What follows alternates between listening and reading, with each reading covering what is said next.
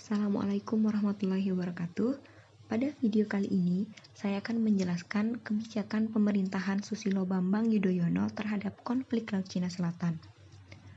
Pada dasarnya, kawasan Laut Cina Selatan merupakan kawasan no man's island.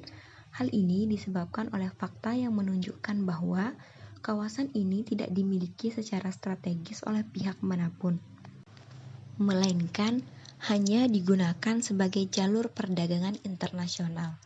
Menurut salah satu berita yang dilansir melalui Tiongkok Outpost, disebutkan bahwa setidaknya terdapat 3 faktor yang membuat salah satu kepulauan yang berada di kawasan Laut Cina Selatan seperti dinilai strategis. Faktor yang pertama yaitu penguasaan terhadap pulau-pulau tersebut akan sangat menentukan garis batas negara yang menguasainya dan berdampak pada luas jangkauan zona ekonomi eksklusif yang akan dimiliki. Faktor yang kedua yaitu wilayah kepulauan Spratly merupakan bagian dari jalur lalu lintas internasional, baik untuk kapal dagang dan kadang kapal militer, sehingga akan sangat menentukan bagi posisi geostrategis negara tersebut. Faktor yang ketiga yaitu lautan di wilayah sekitar kepulauan tersebut disinyalir mengandung cadangan minyak dan gas alam yang sangat besar.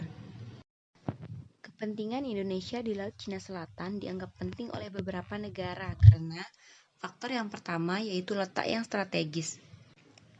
Karena secara geografis Laut Cina Selatan dikelilingi oleh 10 negara pantai, yaitu RRT dan Taiwan, Vietnam, Kamboja, Thailand, Malaysia, Singapura, Indonesia, Brunei Darussalam, dan Filipina.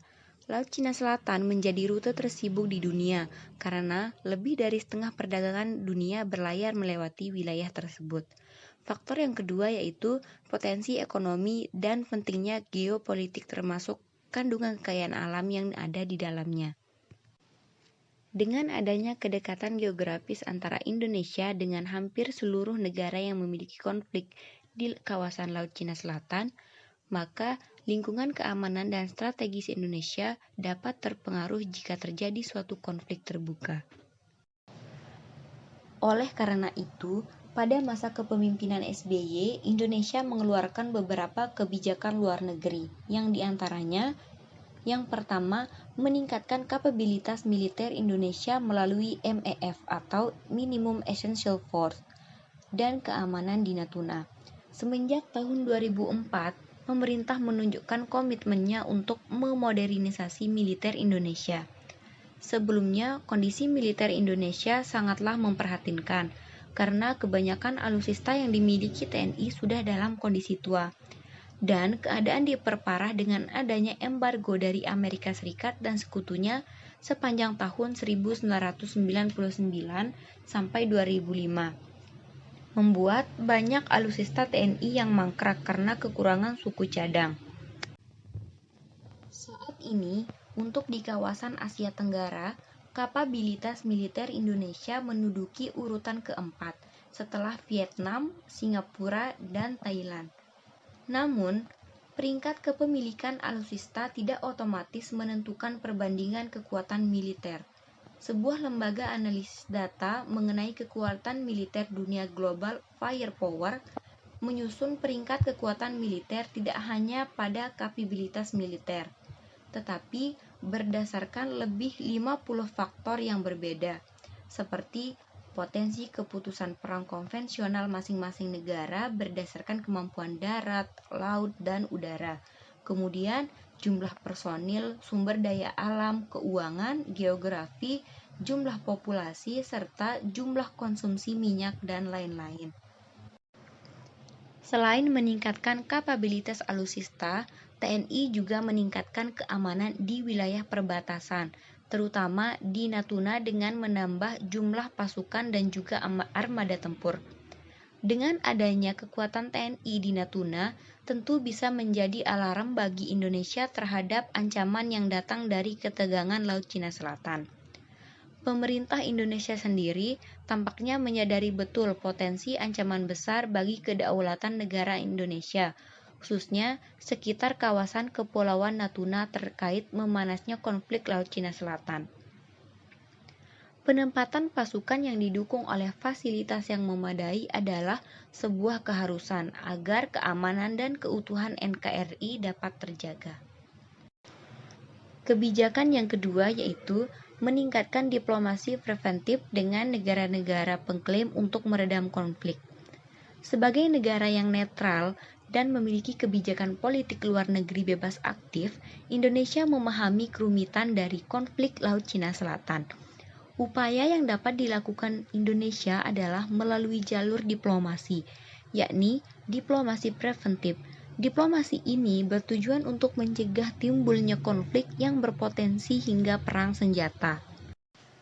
Sejak akhir 2011 sampai pertengahan 2012, pejabat-pejabat senior ASEAN bekerja dalam menyusun kerangka sebuah dokumen yang menggambarkan garis-garis besar bagi dokumen COC. Karena negara-negara ASEAN melakukan hal tersebut tanpa partisipasi langsung dari Tiongkok. Tiongkok merasa tidak senang, tetapi tidak memprotes secara langsung wujud nyata dari solidaritas ASEAN tersebut. Paling tidak ada 5 forum pertemuan penting yang membahas masalah sengketa di Laut Cina Selatan, yang dimana Indonesia memiliki peran yang signifikan, terutama ketika Indonesia menjadi ketua ASEAN pada tahun 2011. Kebijakan yang ketiga yaitu meningkatkan manajemen perbatasan. Masalah batas negara menjadi penting dikarenakan perbatasan suatu negara merupakan manifestasi utama kedaulatan suatu negara, termasuk penentuan batas wilayah kedaulatan, pemanfaatan sumber daya alam, serta keamanan dan keutuhan wilayah. Salah satu upaya Indonesia dalam menjaga keamanan di wilayah perbatasan adalah dengan tetap melanjutkan perundingan perbatasan agar terdapat kejelasan garis perbatasan Indonesia dengan negara tetangga.